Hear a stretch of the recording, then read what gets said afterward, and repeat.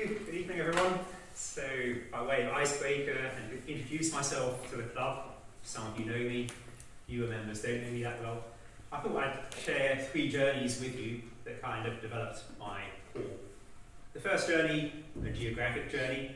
I was born in England in '71 from a Dutch mother and English father. My first language is English. But in '72 we moved to Belgium, so I had my first school years in Belgium, in Tervuren. So I learned to read and write in Flemish before I did in English. And then in '79 we moved back to England and I learned to read and write in English at the grand old age of 8. I did all my school years, university in England until '96, when, because of a Dutch girlfriend, I moved back to the Netherlands. And I moved around the Netherlands a little bit, initially Noordwijk, then Terneuzen, Voorhout, and now Noordwijk for more than 20 years. That's my geographic journey. My second journey I'll share with you is my career journey. I studied civil engineering and I thought I wanted to be a civil engineer or work for a building company, building big buildings, bridges, that kind of thing. So I kind of decided during my summer vacations when I was doing a placement, it wasn't for me. They were working far too long hours, 12 hours a day, sleeping in porta cabins at the construction sites. I thought, nah, that's not for me. So I went to work for a chemical company after graduating on a graduate trainee scheme, but I hated every day of that as well.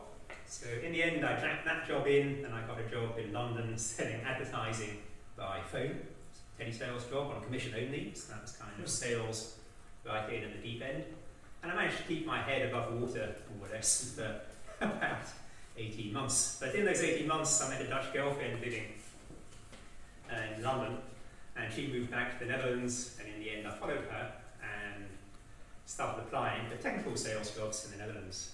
And I got a job in Terneuzen selling custom-built control and monitoring systems for onboard superyachts. So that went pretty well for about 2 years or so. The only problem was my girlfriend was in Noordwijk, I was in Terneuzen. So I had to, well, we wanted to buy a place together, so I had to find another job. So I applied for 2 jobs, got 2 job offers, and I went to work for Nokia. I hated every day I worked there as well. Just the idea of a big company. I like slightly smaller, messy organizations where not everything is defined and you can do things your own way. I stayed in Nokia for a year. This was the time of the ISP, or the internet boom, if you like. So I worked for World Online for a year, which was ups and downs. Worked for an e-billing startup in Amsterdam, which was okay, except for the personality clash between me and my boss. And during that time, I tried to develop new business with an organization, a software company called Groupon Software. And in the end, in 2001, I went to work for them to become their e-billing specialist for Europe. And this company got acquired a couple of times, but through various acquisitions, I've kind of been with the same organization now for 23, 24 years. So I started off in a pre-sales job. I was getting more sales than pre-sales. I didn't have that much IT or technical skills, so I self-taught myself to program in that period. Jobs where I've been managing development of new software solutions, customer success, product management, and nowadays I'm in strategic services. So what I've basically discovered is that I like to be at the intersection of communicating with customers, understanding their problems, brainstorming solutions to those problems, and then I like to have the skills to actually turn those solutions into reality, and ideally make the customer successful. The last journey that I'll share with you is a kind of a relationship journey. It's quite the reason I shared a little bit about the reason why I moved to the Netherlands for this ex-girlfriend. We split up after about 6 years or so, and I think I was one of the first people to start internet dating in 2001 on our website called One Hello.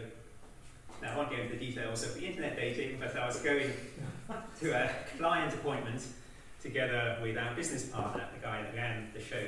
And I thought, I need to be back on time. I was in the south of the Netherlands somewhere, so I've got a blind date tonight. So he said, oh, well, how did you get the blind date? So I explained I was internet dating. Then he said, oh, you can recommend that website to our office manager, Astrid. And I said, what, you mean Astrid, I didn't think she was single, I kind of assumed she was married. Family, she always seemed very nice, but then I discovered that she was single. So a month later, I decided to jack in the internet dating. I phoned her up.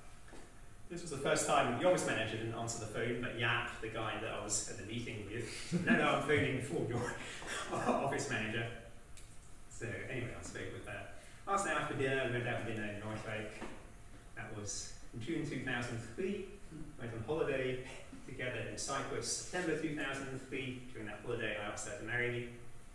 And we got married in April 2004 and had our first child 1 year later. So now we've been married for more than 20 years. We've got 2 children, a 19-year-old girl and a 17-year-old boy, and we live together in Norfolk. So next time I'll tell you about the 4th journey around health. These 3 journeys kind of form